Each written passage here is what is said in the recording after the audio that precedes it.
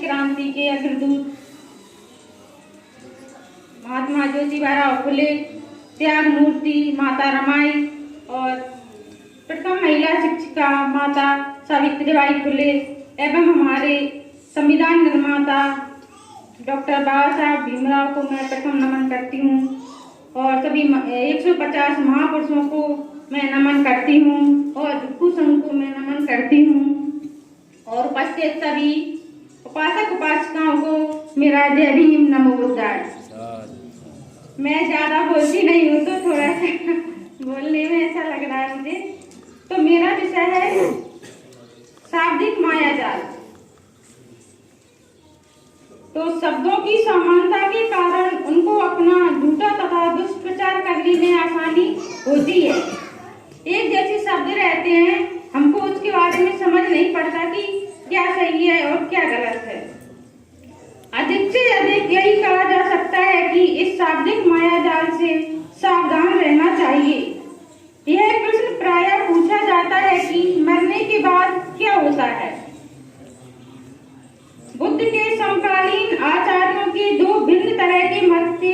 एक वर्ग आत्मवादी और दूसरा वर्ग उच्छेदवादी था।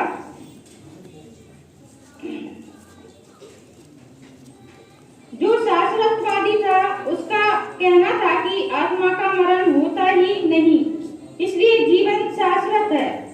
पुनर्जन्म द्वारा इसका नवीकरण होता है। जबकि उच्छेदवाद से स्पष्ट होता है कि हर वस्तु का संपूर्ण विनाश होता है। मृत्यु के बाद कुछ भी नहीं रहता, सब नष्ट होता है। भगवान बुद्ध के अनुसार चार भौतिक पदार्थ हैं, चार महाभूत हैं जिससे शरीर बना है: पृथ्वी, जल, अग्नि और वायु। प्रश्न है कि जब शरीर का मरण होता है तो इन चारों महाभूतों का क्या होता है? क्या वे भी शरीर के साथ मर जाते हैं? कुछ लोगों का कहना है कि वे भी मर जाते हैं। भगवान बुद्ध ने कहा कि नहीं, आकाश में जो समान भौतिक पदार्थ हैं सामूहिक रूप से विद्यमान हैं, वे उसमें मिल जाते हैं। इसलिए विद्यमान हुई राशि में से जब इन चारों महाभूतों का पुनर्मिलन होता है तो पुनर्जन्म होता है। भगवान बुद्ध का पुनर्जन्म से यही अभिप्राय था। विभिन्न शरीरों के भौतिक पदार्थ मरते नहीं, आंशिक रूप से बने रहते हैं। शरीर का मरण होता है।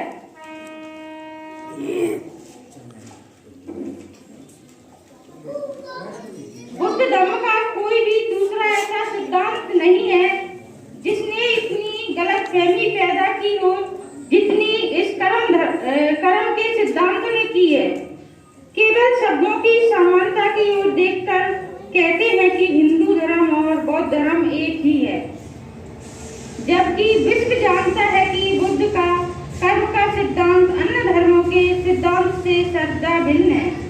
अन्य धर्मों का कर्म का सिद्धांत वंशानुगत है, यह जन्म से दूसरे जन्मों तक चलता रहता है, जबकि आत्मा का संचरण है। बौद्ध धर्म में आत्मा नहीं है, इसलिए किसी धर्म के कर्म सिद्धांत और बौद्ध सिद्धांत ना एक है ना एक हो सकते हैं।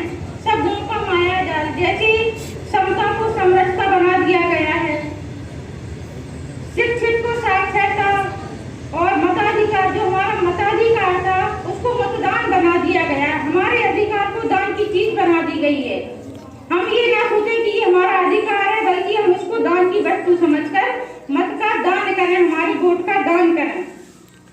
भारत, हमारे संविधान में हिंदुस्तान नाम का कोई वर्ड नहीं है। हमारे संविधान में सभी को भारतीय कहा गया है और हमारे देश का नाम भी भारत है, जबकि जगह जगह ये देखा जाता है हिंदुस्तान हिंदुस्तान बोला जाता है। तो ये भी शब्दों की समानता है। बहिष्कृत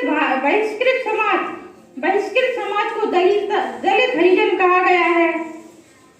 लोकतंत्र को स्वराज बना दिया, धर्म को धर्म बना दिया। बौद्ध धर्म बोलना चाहिए, लेकिन बौद्ध धर्म हम ऐसा कहते हैं। ये भी शब्दों की हमको सुनने में समान लगते हैं, लेकिन इसमें बहुत अंतर है। संविधान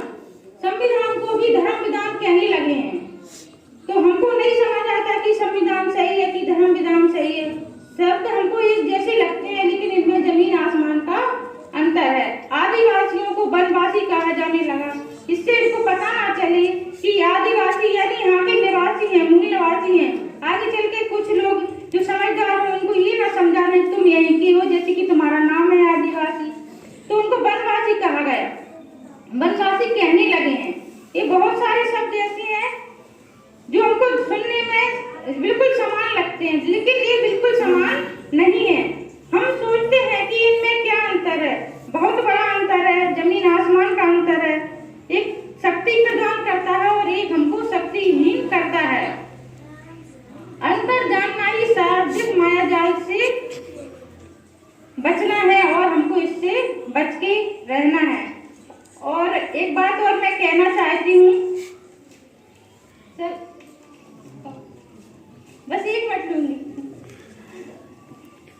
बस मैं इतना कहना चाहती हूँ कि हम में से कुछ लोग जो थोड़ी शिक्षित हो गए हैं या घर से थोड़ी संपन्न है, और हमारे रिश्तेदार आस पड़ोस में जो भी लोग ऐसे हैं जो अपने बच्चों को मतलब खुद से नहीं पढ़ा सकते, हम अपने पैसे का दान करना चाहते हैं, अच्छी बात है, लेकिन हमारा पैसा ऐसी जगह जाए जो पढ़ने वाला बेटा बेटी है उसको हम थोड़ी सी मदद कर सकें, तो उससे अच्छा रहेगा।